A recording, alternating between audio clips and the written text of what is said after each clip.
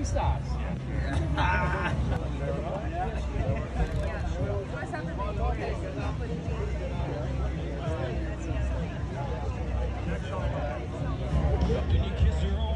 Maine Game Warden's Wall of Shame.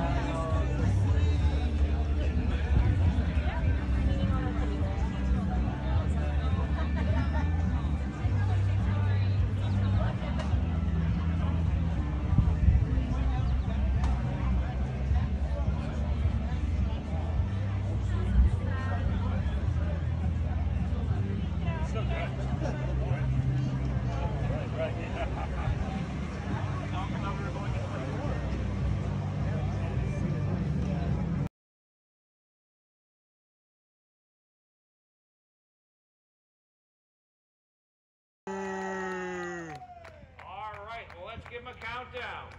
3, 2, 1, go!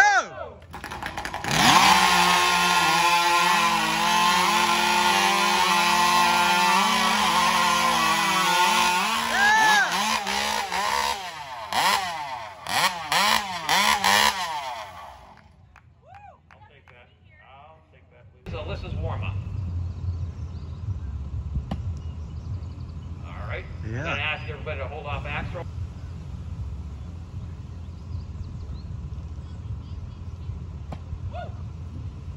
Here is Ashley's warm-up throw. Yeah.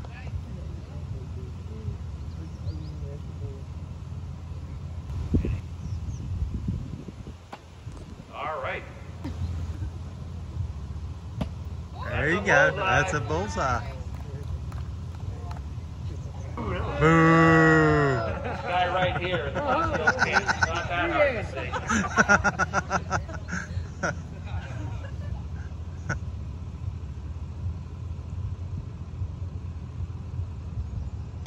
Yeah, it's... Good for a 3. Oh!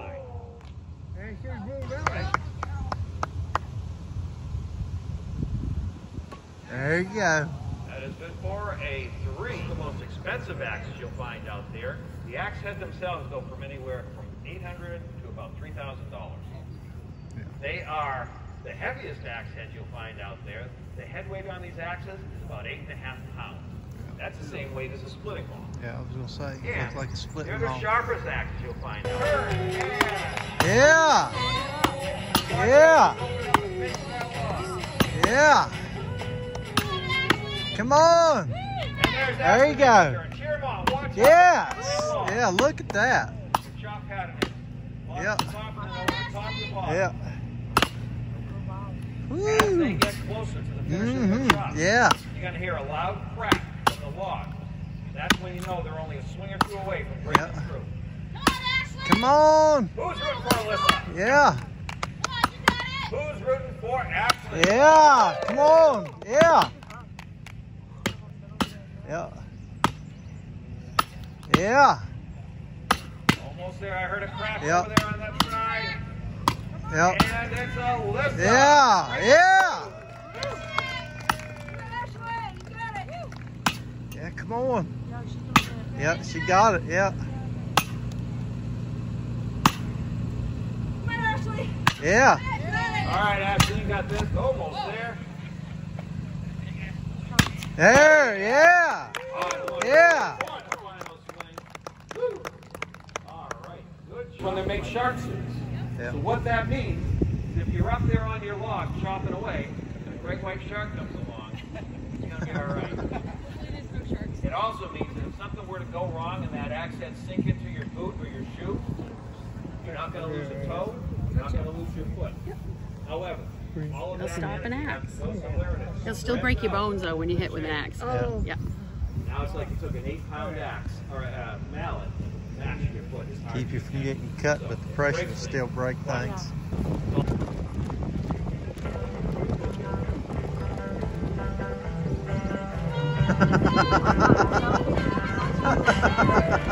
Oh! All right, nice athletic throw. Stay out of the water. Here we go. Good.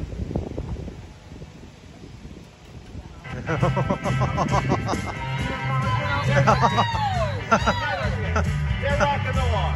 Oh!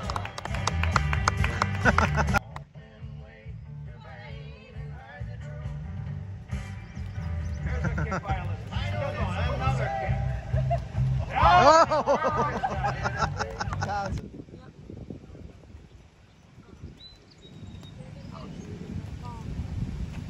Oh. Oh. Okay, that's a good question. That's a two-part question. I'll make it a four-part. So, you know, number one, I think confidence has a lot to do with it. It's easy to leave a spot. It's hard to stay with a spot. You know that, you know, you've done your homework, you put the time in, you got the scouting photos, or you just saw a big track, you got the sign, everything's leading to, you know, the possibility of that once in a lifetime dream happening. You got to be patient. We don't all know what's going to happen, but God does. One thing I would highly recommend is to just trust Him, believe that it's going to happen. That's what we do. We let Him guide our path, our footsteps, and they're His critters. So we don't know, but He does. And be patient, have confidence, do everything you can, put your best foot forward going into this so that when you're there, when you're in that moment, you're ready.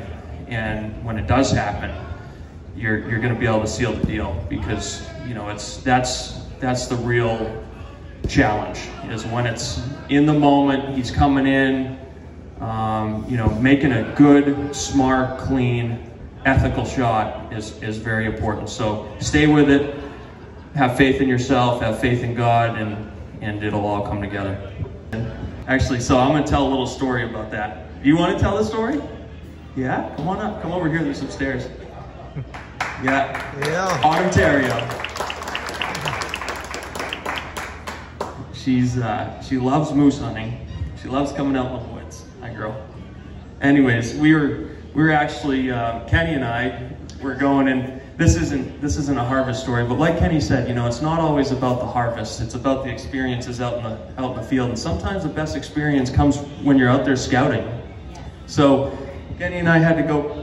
Oh, Tucker coming up. Kenny and I had to go pull a couple trail cameras, and Autumn's sitting in the back seat. She's 6 now, but she was 4 at the time. And we were driving along, and then what happened? You would tell your story.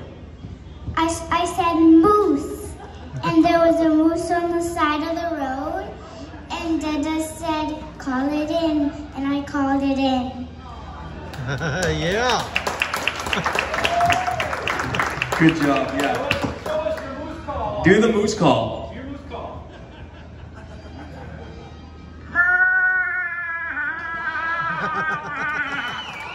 Yeah. So we're going to bring her in the woods with us to call, because she sounds better than any of us.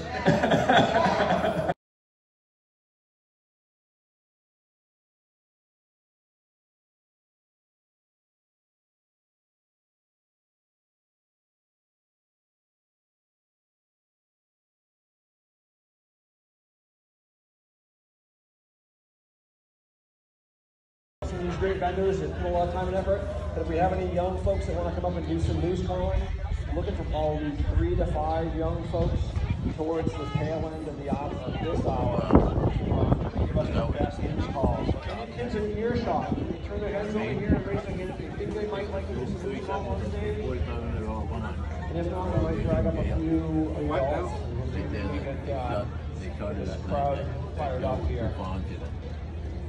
All right. Got a few more sponsors to thank. When I look at our silver sponsors, you don't even get a mouthful out of it. And our gold sponsor, Operation Community, we've got the wall shooting trail over there and a lot of shows. All right, so I know that OMN, they covered a lot about moose hunting, moose success, things to be thinking about, and a couple of things that There's the bridge going across to Canada. We're standing right here at Fort Kent. If we're good swimmers, we can swim over to Quebec. Probably ought not try that. Deer hunting much, but especially if you want to get a good moose and you're going to be fussy, don't be afraid to bring a pair of binoculars. It's one of the few things in Maine that I really think that binoculars are essential. The only thing I wanted to touch on just at the end when we're looking at equipment is, you know, a lot of times people do the moose hunt on their own, especially, you know, here in Maine. Everyone knows someone that's been on a moose hunt or has a friend, and it's great because it's a really rare situation that you can live in a state where you can just go off with some buddies and go hunt a moose. So you want to be prepared, especially up here in the North Maine woods. Minimum 10-ply tires, and bring extras of them because you're going to have flats. But along with all the winches and the ropes and everything that you're getting, if you know that you're doing it, you have experience, there's no question you're doing it on your own, that's great. I see a lot of people that way back and forth between, should I pay for a guided hunt or should I just do it myself? You're going to come by the time, if you don't have the gear and you're getting all set up with your food and all your equipment and everything else, plus your time that you got to come up and scout, which is days, and some people enjoy that part of it, but some people, you know, would rather just go on the moose hunt. Add it all up before you go, because I've seen so many times that people regret afterwards because they might not get a moose.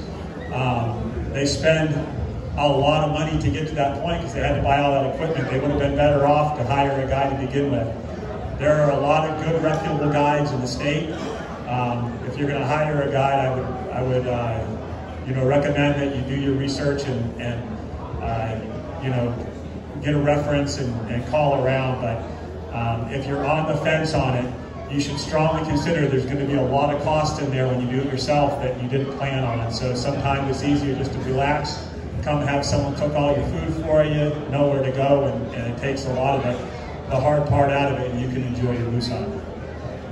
We got to get out of here so some other people can come up, but Joe and I will be over in the Big Woods booth. If you've got any other questions, we were hoping to have times for a few questions, but if you have questions, don't be afraid to come over and ask us. Thanks a lot, you guys have been great.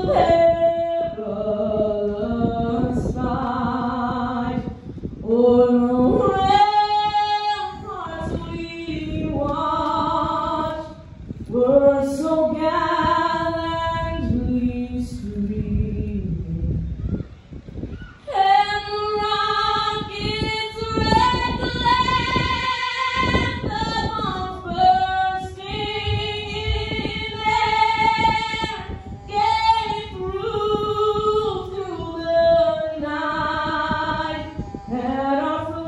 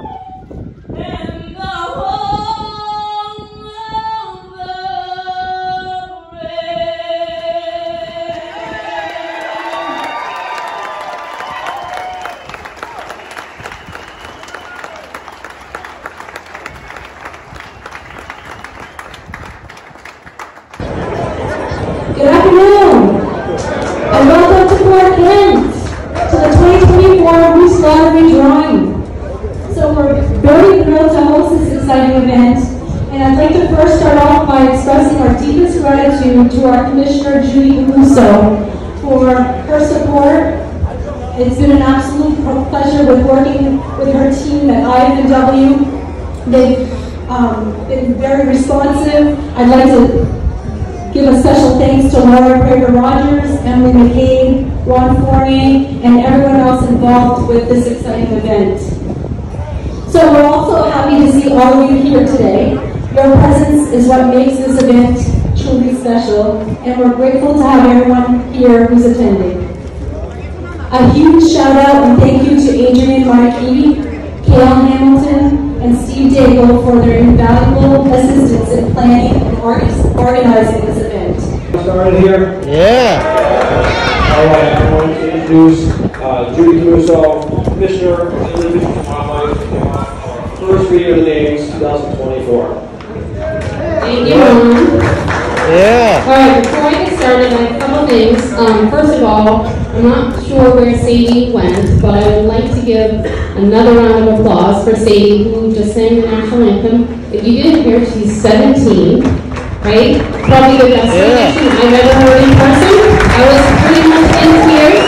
And our news biologist was here, he said the same thing. I was in tears listening to that, so amazing.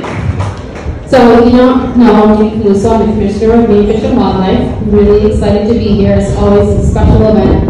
I'm always amazed at how many people come to hear the names being drawn. It's really sort of inspirational for me as a Commissioner to see this level of enthusiasm for a program that we manage. So thank you for being here. I'd also like to thank the town of Fort Kent for being such gracious hosts. Everyone here has been so welcoming, so easy to work with. And really it's amazing to see all the planning that's gone into this event come to fruition and such an amazing day. What lucky weather we had too. I saw Susie at the Operation Game Feet event a couple months ago, and she said, I just hope people come. And I'm like, I'm pretty sure people will come. But I mean, I think it's pretty amazing how many people are here. So thank you all for being here. And thank you to the town of Fort Kent for hosting us. When the Water Moose Hunt began back in 1980, we always had the lottery in Augusta. In 1999, we started to share the fun that the Moose Lottery creates, and since then we've been moving all over the state and have thoroughly enjoyed the warm welcome the department receives wherever we go. I am excited to start reading the names, but before we begin, I just want to tell you a little bit about next year so you can start making plans. I'm happy to announce that the 2025, the town of Farmington will be hosting the Moose Lottery, and we hope to see you all there. Before I begin, though, and I know you're all eager to hear the names, but I just want to provide you with a few guidelines that will make this event even more enjoyable. First, we will be reading the names in the order in which they were drawn and announcing the name of the recipient and the town and state that they are from. We'll be reading the name of the town first to get your attention, followed by the first and last name of the recipient. So this is a little different. Usually we read the last name and the first name and the town, but some folks were, just felt like if we read the town name first, that might catch their attention, so they can make sure to pay attention. The volunteer name readers will be doing their best to speak slowly and clearly. We know that it can be hard to hear in an outdoor space with hundreds of people, so please be courteous to those sitting around you, keep your voice low, or step away if you need to take a call or anything like that. If you are drawn and hear your name but don't catch the details of the permit for which you were drawn, you can come up to the front table and we'll do our best to check the information for you. As a reminder, the results will be available online on our website, mainefishwildlife.com, by 6 p.m. This year, there are 4,105 permits, and there were a total of 72,126 applicants. So we expect it will take about 3 to 3.5 hours to complete reading the names, so get comfortable. I just want to say thank you again for all your support of the department and our programs. It's really an honor to be here and to be part of today's special tradition of getting to read the first 100 names. So, switch around here. Here we go. From the town of Enfield, Peter Stone. from the town of Wynn, Edwin Fogg. Beaver Cove, David Harris. Also, if it's a name from Maine, I'm just going to read the town, not the state. St. Agatha, Linda Dumas, North Waterboro, Alan Weber, Freeport, Tyler Peebles, Greenville, John Subic, Turner, Richard Strupper, Mapleton, Ronald Graves, Palmyra, Donald Hill, Gray, Dennis Davis, Sangerville, Susan Dean, Palmyra, Catherine Turner, Mariannville, Mariahville, Paul Day, Portage Lake, Stephen Belanger, Carthage, William Gervais, Bingham, Sherry Hubby, Wisconsin, Edward Kennedy, Presque Isle, Jeremiah Donovan, Mount Chase, Richard Skinner, Rockport, Vincent Bemis, West Bath, Leslie White, Brownfield, Owen Mills, Mexico, John Dumas, French Township,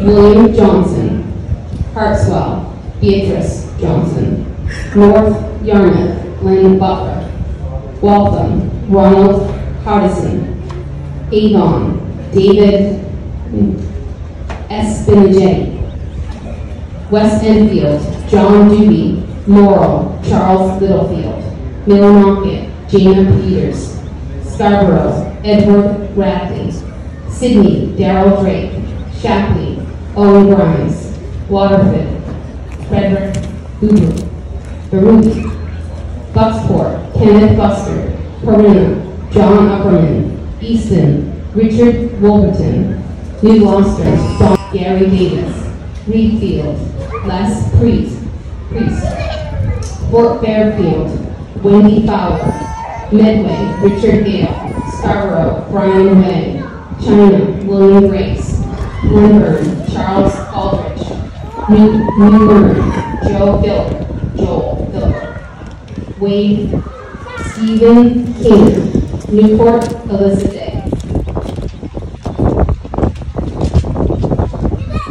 Newport, Ashley Walk, Sanford, Kyle Langless, Sabatis, Jacob Martin, Poland, Daniel Bryant, Wallgrass, Cassidy O'Leary, Sorrento, Michael Robbins, Winthrop, Stephen Mullet, Durham, Samuel Curtis, Princeton, Jeremy Clark, Milford, Kevin Gastia, Beasy, Robert Thomaston, Benton, Lawrence Pottle, Reedfield, Jesse Evans, Wyndham, Randy St. Hilaire, Hebron, Joseph Adams, Bucksport, Cora Sawyer, Deer Isle, John Mopella, Monmouth, Harry Boynton, Turner, Lynn Van Dusen, Green, Taylor Sprague, Standish, Michelle Reserve, Litchfield, Anthony Sousa, Wesley, Ronald Hawkins, Pinnacle,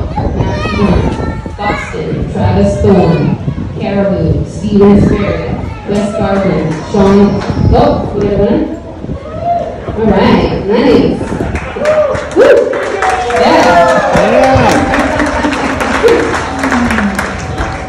I kind of lost track of where I was, so I'm just going to go back up. Pinnacle, Matthew Warner, Buxton, Travis Thorne, Caribou, Stephen Sperry, West Garden, Sean Henry, North Berwick, Stephen Peasley, Chester, Gray, Lewis Bruns, Dayton, Lawrence LaChance, Wells, Preston Bowen, Bridgewater, Harold Ethel, Patton, Monique Sanders, Jay, Vernon Keane, Manchester, Craig Paterno, Bath, Lynn Hudson, Columbia Falls, Vance Pinio, Winston, Garrett Haskins, Osborne, Radio, Lyman King, Monson, Glenn Glazier, Billington, Justin Gammon, Moscow, Cameron Wade, Westport Island, Deborah Christie, Dover Foxcroft, Shane Malone, Sydney, Dylan Gaffney, Skowhegan, Rachel Jones, Strong, Thomas Moody, Holden, Michael Ayer, Madison, Eliza Towell. Okay, so that's the first 100. I'm going to pass it now. I think Susie's going to come back and read minutes 100. Cadge Thompson. Cornville, Kelly Shands. Perham, Jeffrey Cummings. Oxford, Sandra Roderick. Augusta, Ivan Stevens. Dayton, Dominic Martin. Limestone, Danny Sear. Benton, Cassidy Rude. Caratunk, Kenneth Burke.